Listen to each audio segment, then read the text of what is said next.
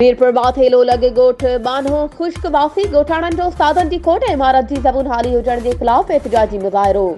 तफ़सीलन मूजिब मीरपुर माथेलो लॻे ॻोठ बानो ख़ुश्क जे रहवासी ॻोठाणनि ॻोठ में मौजूद स्कूल में उस्तादनि जी खोट ऐं इमारत जी ज़बून हाली जे ख़िलाफ़ सख़्त एहतिजाजी मुज़ाहिरो कयो। ॻोठाणनि मीडिया सां ॻाल्हाईंदे ॿुधायो त असांजे ॻोठ जे स्कूल में ॿारनि जो अंग लॻभॻि 300 आहे, पर तालीम खाते पारां फ़क़ति हिकु उस्ताद मुहैया कयो वियो आहे, जॾहिं त स्कूल जी इमारत बि मुकमल तौर ते तबाह थी चुकी आहे,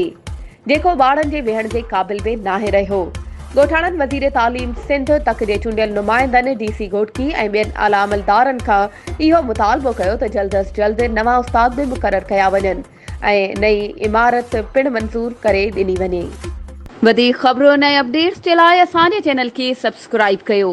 ऐं हा, बेल आइकन खे प्रेस करणु न विसारिजो त जीअं असांजी हर नई अचण वारी वीडियो तव्हां ताईं पहुची सघे।